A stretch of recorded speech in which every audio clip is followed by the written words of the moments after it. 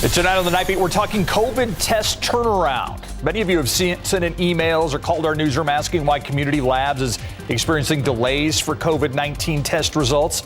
Well, the head of Community Labs lays out the challenges this surge is now bringing to the testing process and what test results are revealing about our community. Plus, can you lengthen the life of your mask? The hack to help reuse your KN95 mask and N95 mask safely. Those stories and more tonight on the Night Beat at 10. New at 6 on what would have been Betty White's 100th birthday. Fans are still giving gifts, not to her, but in her name. The Betty White Challenge, born on social media, calls for donating to animal rescue organizations in honor of the late actress and animal advocate. Garrett Berger talked with two shelters about the outpouring of support that they've seen. Say hello to the newest member of our family. America's most famous Golden Girl had a heart of gold when it came to animals, which many have decided to remember with donations to local animal shelters. I just loved Betty White. I can't believe she didn't make it to her 100th birthday, and I think this is just a great way to celebrate her. By 11 this morning, the San Antonio Humane Society had already received more than $3,600, just counting online donations. This is coming in spontaneously. We really haven't asked anyone. To show their appreciation for the donors and the famous animal lover who inspired them, the Humane Society gave a very special name to one little puppy who will be eligible for adoption on Tuesday. And we wanted to celebrate this beautiful day, and we decided to name this beautiful girl Betty. The Humane Society is also taking physical donations. Here's some of the stuff they've gotten so far today. We've got a bed, a pillow, a cat carrier, even some paper, which they say they need a lot of. The Animal Defense League says it's seen a flood of donations too.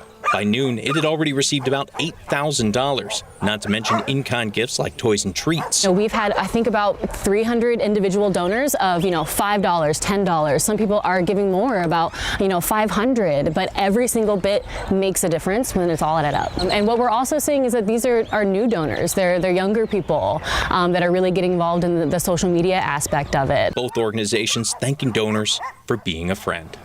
Garrett Berger, KSAT 12 News.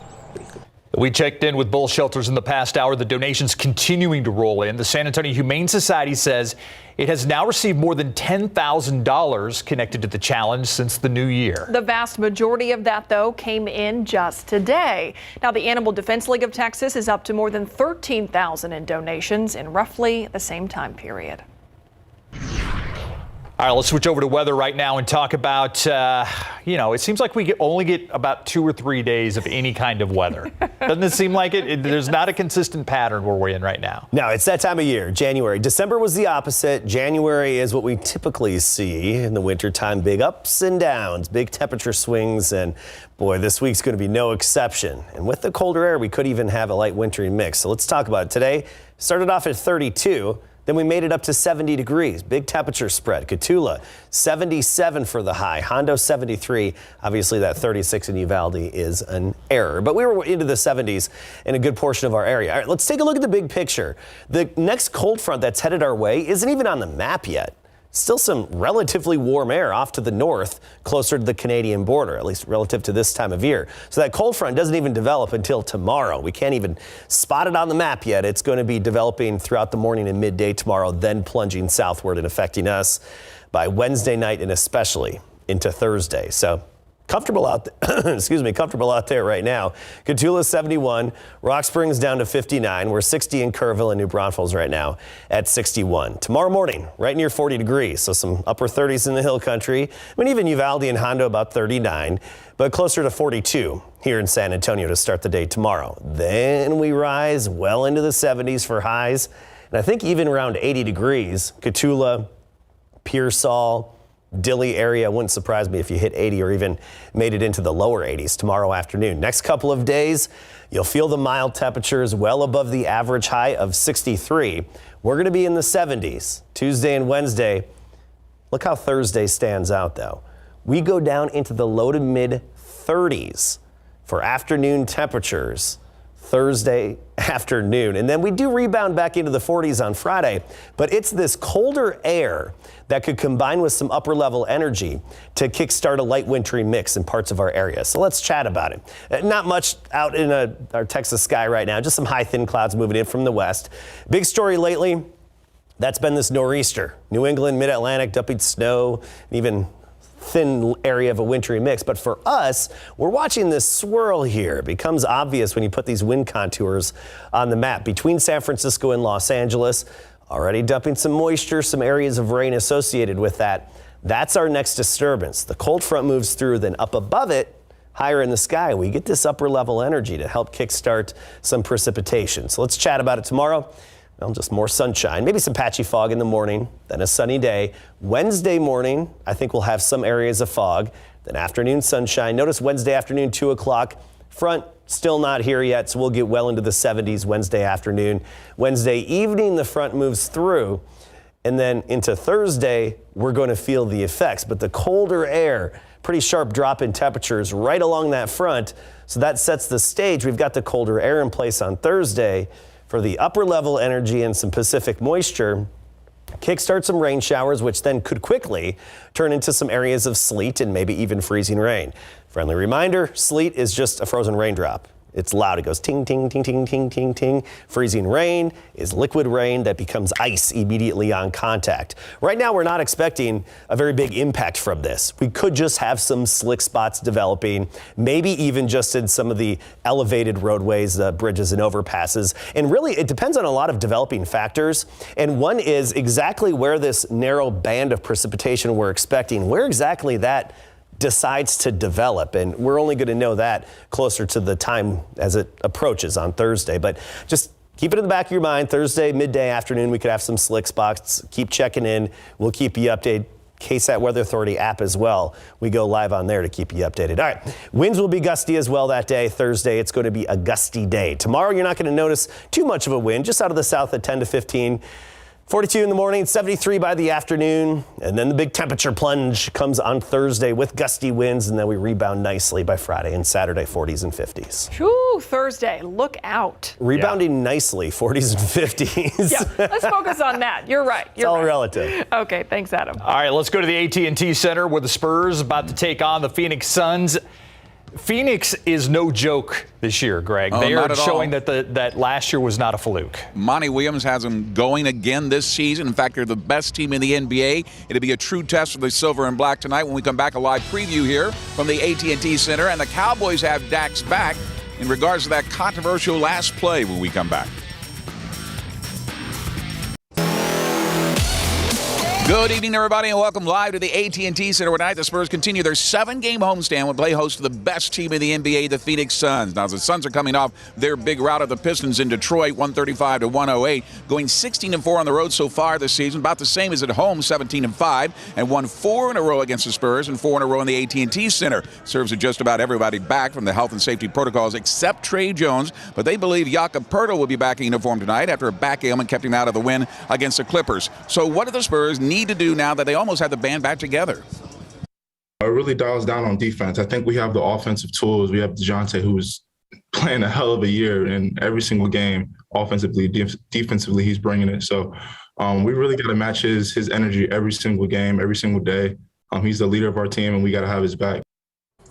All right, here is the matchup tonight. Tip time at 7:30. Highlights for you tonight on the Night Beat. Pro football coverage, powered by Davis Law Firm. The Dallas Cowboys are being ripped apart by fans and just about everyone else when it comes to their pitiful performance in that one playoff game against San Francisco on Sunday. And it's the first postseason game, by the way, for Dak Prescott after signing his $40 million contract extension a year. It's not just Dak, this Dallas team undisciplined. There was no better illustration right there out of the gate. Leighton Vander Esch had his name misspelled on his uniform for a guy who's played 4 seasons with a star in his helmet, and it got worse from there. Randy Gregory was penalized in the first play of the game for lining up in the neutral zone. That would be one of the 3 penalties for him, 14 total for the team for 89 yards. Jerry Jones shares some of the blame as well, building a $1 billion stadium that faces east and west so that the sun can blind his own receivers. Even with all that, the Cowboys still had a chance to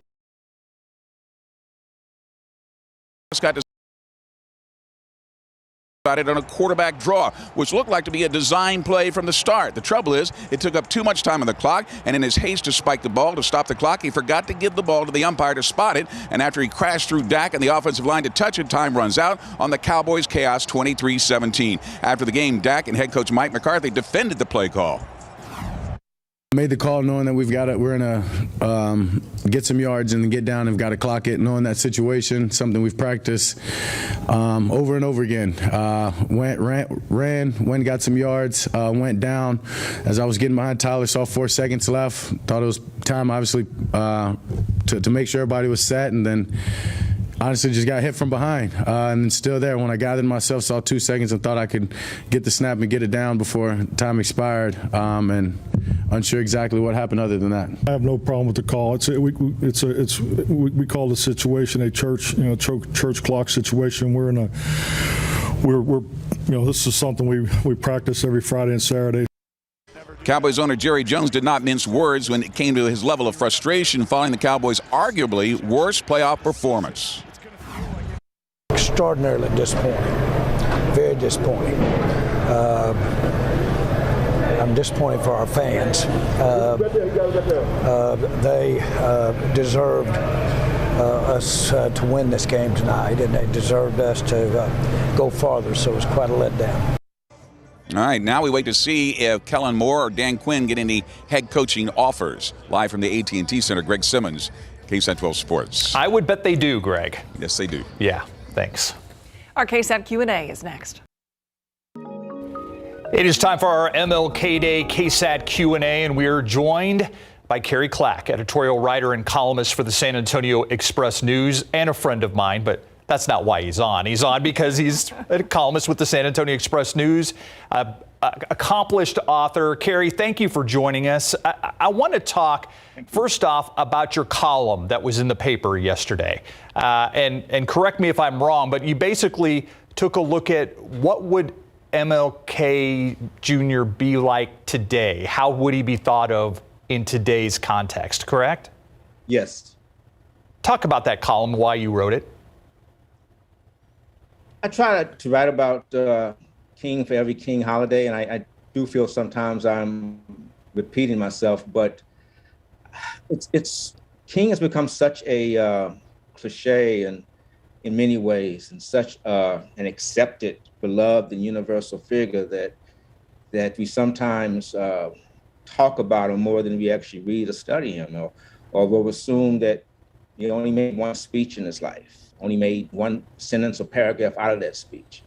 And it's always good to kind of bring him back to reality and to the issues we have today, and use his own words back then to try to apply to some of the issues that we're dealing with today, which are many of the same issues that he was dealing with.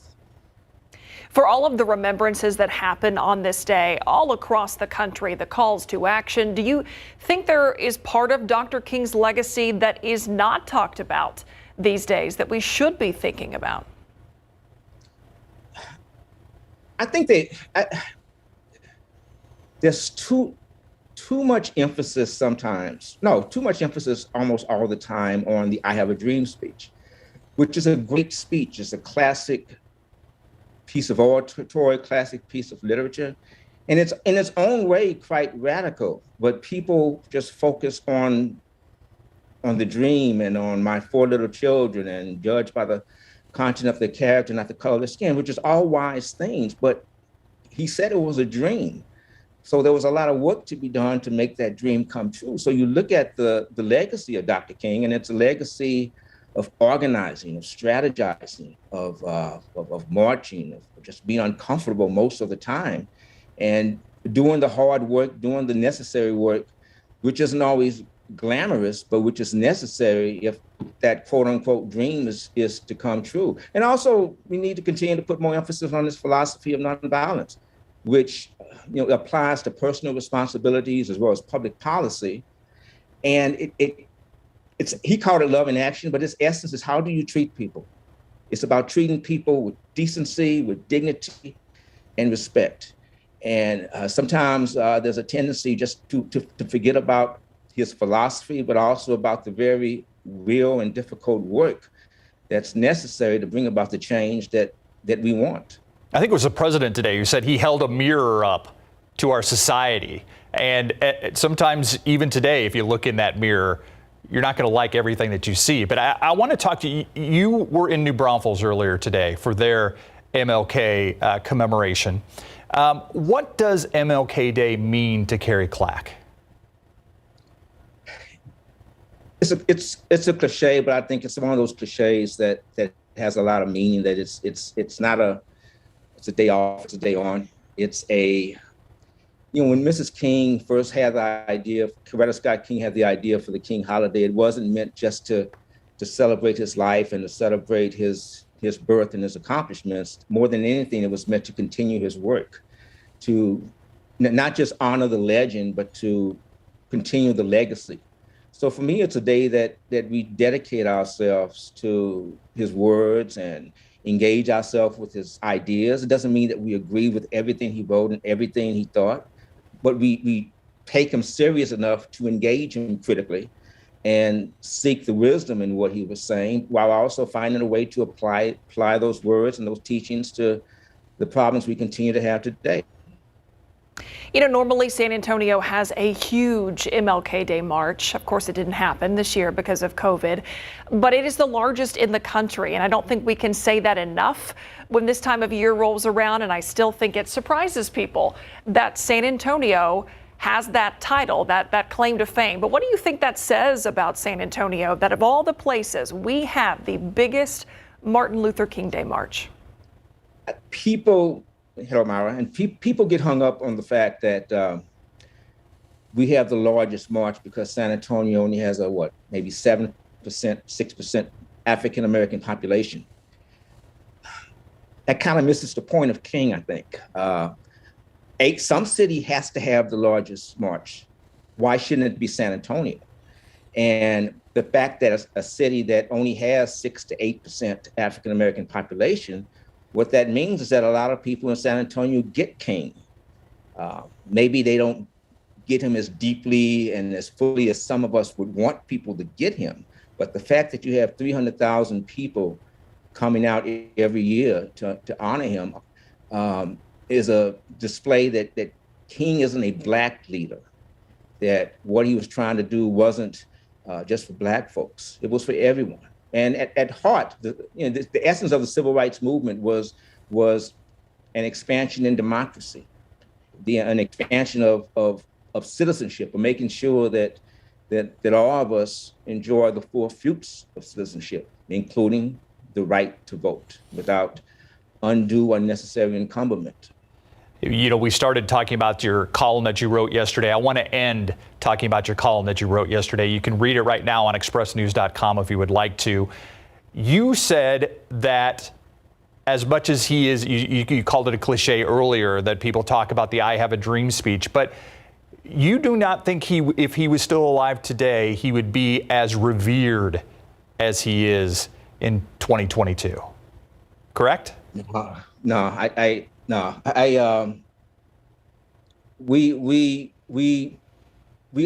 deal with prophets better when they're dead.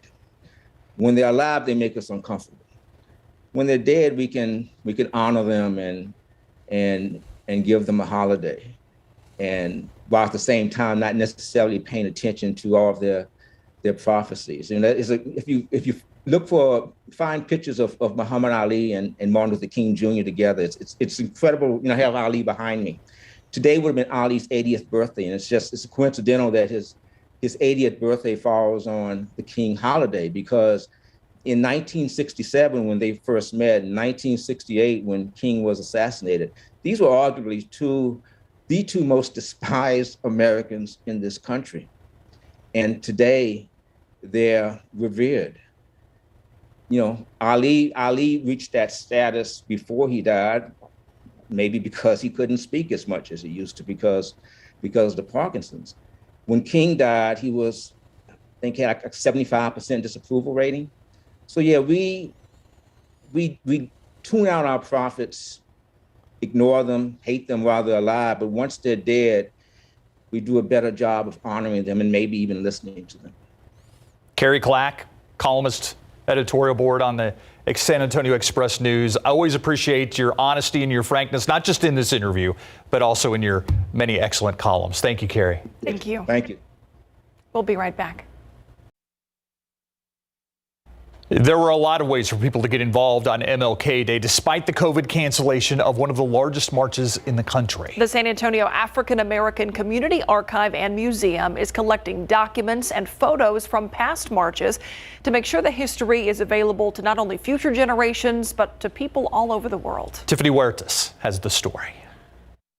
That was actually the first program from the first march sanctioned by the city 35 years ago. It's a piece of history that will be stored by the San Antonio African American Community Archive and Museum. The goal is to capture the 54 years of history of the march, and more importantly, to let that history be known to others. SACAM partnered with the San Antonio MLK Commission to capture the history of the march by collecting documents and photos. San Antonio's history, Black history, it is a part of American history. The nonprofit is also collecting newspaper clippings, videos, flyers, anything of previous events. They will be uploaded to the Special Collections Digital Library at the Texas A&M San Antonio. So everyone would have access to be able to see, available for research. SACAM hopes the community comes together and helps tell the story of what is said to be one of the largest marches in the nation. When I first moved here and I heard San Antonio had the biggest march, I said, are you kidding? Yes, that is surprising. But now that I've been here almost 10 years, I recognize just the soul of the city and how people want to come together for a common good. Tiffany Huertas, KSAT 12 News. You can also make an appointment if you want to go share your story in your own words. SACAM is recording those too, so check that out on their website. All right, 61 degrees out there, Adam, and wintry mix, the words in the forecast. Yeah, it's possible we could see a wintry mix in the days ahead, and that day would be Thursday. So it's still a few days between then and now. And there's going to be a big temperature swing in the coming 3 to 4 days, so get ready for that. 62 degrees now. We'll be down to 50 at 10 o'clock. A seasonable evening, about average for this time of year. And tomorrow morning, right near 40 degrees. Temperatures go up the next couple of days and then plunge. And with that colder air, could be that light wintry mix we'll talk about in a bit.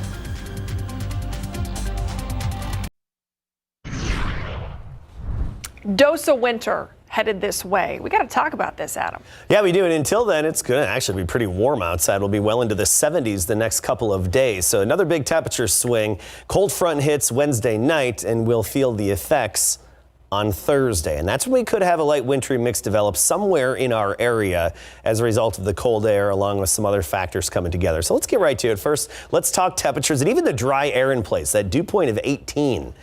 Very dry air. You may have noticed that on your skin, dry hands, chapped lips. We've had dry air since this weekend, and abnormally dry air with those dew points down in the teens. So right now, comfortable outside. Temperature is pretty close to average for this time of year. Across the state, no big changes. 50s in the Panhandle, 60s as you get down into the valley, and even 56 Alpine, 55 Dallas, and 64 Corpus Christi. And the cold front that's going to be hitting us Wednesday night isn't even on the map yet. It hasn't even developed. We're waiting for it to develop throughout the day tomorrow and then plunge southward and hit us Wednesday night. So right now, temperatures 50s Hill Country, even 54 Carrizo Springs, 62 Gonzales, and 63 in Hondo.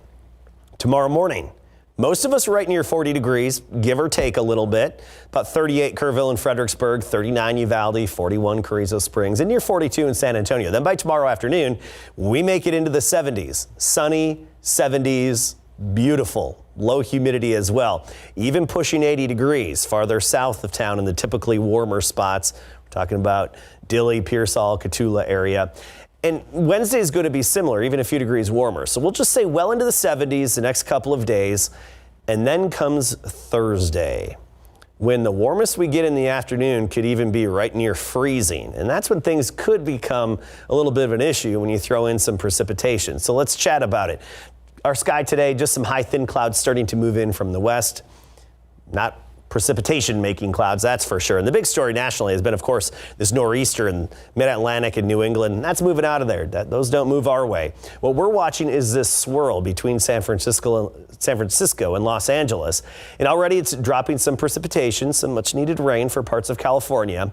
But that's our next disturbance. We'll first have the cold front, and then up above us, we'll have that disturbance and that energy move overhead. So our futurecast. Tomorrow, nothing to worry about. A lot of sunshine. Wednesday morning, some fog, could be dense in areas. By the afternoon, we're still into the 70s. Cold front hits Wednesday evening. That sets the stage for the colder air to be in place. Then that upper energy comes overhead, and that could quickly then turn into some pockets of sleet and or freezing rain. Sleet is just a frozen raindrop, like little ice pellets. Freezing rain is what can become more problematic with the direct icing on surfaces. Right now, just the possibility of some slick spots developing somewhere in central or south Texas. A lot of developing factors need to come together, and we got to keep an eye on before we can really give you more specifics. So put it in the back of your mind, Thursday's the day where we could have some slick spots midday and on into the afternoon and evening. Also windy, not just colder, but windy. I mean, we'll be in the 30s, and we're going to have wind gusts between 30 and 40 miles per hour. So get ready for somewhat of a raw and blustery Thursday on the way. Tomorrow, if you like warmer temperatures this time of year, here you go. We'll have a lot of sunshine, 42 in the morning, but 73 by the afternoon, even a little bit warmer into Wednesday. Thursday's when the temperature plunges, and we could have the few areas of a light wintry mix. Right now, we're giving it about a 40% chance. Friday, in the morning below freezing, then we get back into the upper 40s, lower 50s by Saturday, and no big warming trend beyond that cold front yet. Just temperatures moderating upward a bit. Yeah, Thursday, the day to watch. Thanks, Adam. In case you missed it, coming up next. Here's today's In Case You Missed It. Good morning. It is Monday, the 17th, MLK Day. When firefighters arrived after 4:30 this morning, some of those neighbors were out of their homes, while flames shot out of another house in the 100 block of Brightwood Place. The concern, though, was for the couple who lived there, a man and woman in their late 60s. People in some parts of the country hopeful that the Omicron surge may be past its peak. COVID cases on the decline in New York. And meanwhile, the Biden administration is getting ready to roll out free at-home COVID tests. And not a day too soon. According to the White House, households can order up to 4 tests to get free at-home COVID tests. All you have to do is go to the website covidtests.gov. You enter your name and your address to get the tests. San Antonio police said the motorcyclist ran into the back of the Highway Emergency Response Operator vehicle, or the HERO vehicle. That vehicle was working on another crash that happened earlier. Police say it's possible the motorcyclist was intoxicated at the time of the crash.